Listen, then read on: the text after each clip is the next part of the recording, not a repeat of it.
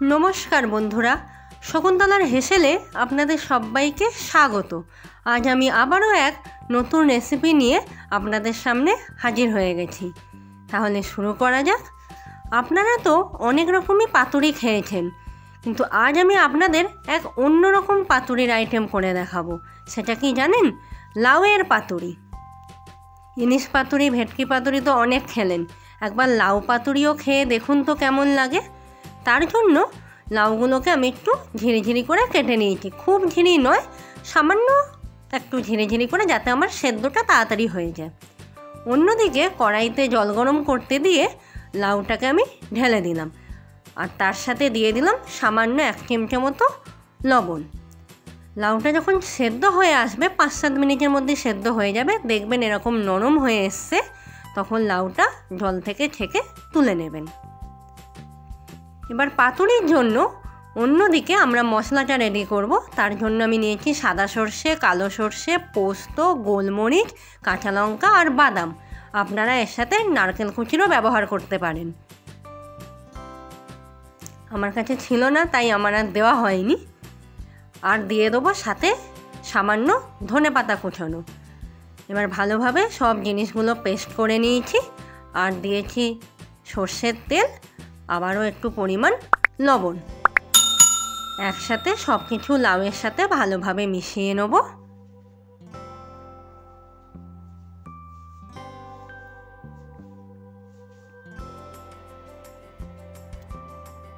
মিশিয়ে 5 মিনিটের মতো আমি রেস্টিং টাইমে রেখে দেবো।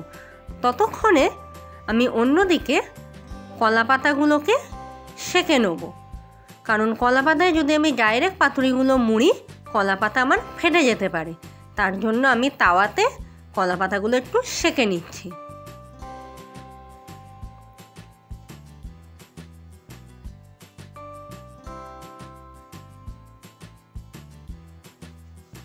পাঁচ 7 মিনিট হয়ে গেছে, আবারও আমি ফিরে এসেছি। এর মধ্যে দিয়ে দিলাম সামান্য সর্ষের তেল। আপনারা সর্ষের তেলেরই ব্যবহার করবেন, কেন না হলে ঝাঁঝটা ভালো আসবে না। এবার একে একে আমি পাতুরিগুলো গড়তে শুরু করে দিচ্ছি।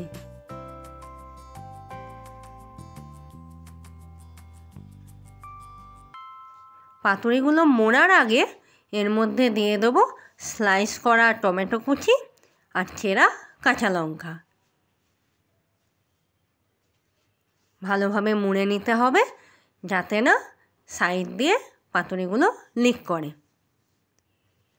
সুতো দিয়ে টাইট করে বেঁধে নেবেন।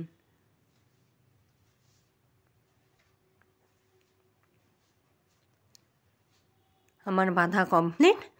অন্যদিকে আমি তাওয়াতে সামান্য পরিমাণ জল গরম করতে বসিয়েছিলাম, বেশি না। এবার আমি পাতুরিগুলো একে একে দিয়ে কিছুক্ষণের জন্য ভাপিয়ে নেব। পাতুরি ডাইরেক্ট তেলে ভেজেও করা যায়, কিন্তু আমি এখানে আগে একটু কিছুক্ষণ ভাপিয়ে নেব, তারপর তেলে ভাজবো। গ্যাসটা লো করে দিয়ে 10 মিনিটের জন্য ভাপিয়ে নেবেন। দেখুন জলটা কতটা শুকিয়ে এসছে। আবারও একবার উল্টে দিচ্ছি।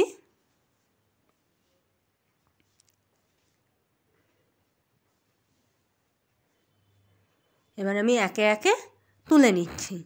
পাতার কালারগুলো দেখে হয়তো আপনারা বুঝতে পারছেন কত চেঞ্জ হয়ে গেছে। ওই তাওয়াতেই দিয়ে দিলাম সামান্য পরিমাণ তেল। এবার একে একে পাতুরিগুলো ছেড়ে দিচ্ছি।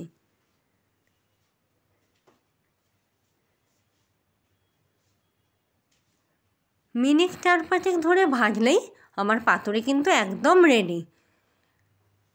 আর এক পিঠটা উল্টে দেবো। দেখুন পাতার কালারগুলো কিন্তু চেঞ্জ হয়ে গেছে, মানে আপনার পাতুরি কিন্তু একদম রেডি।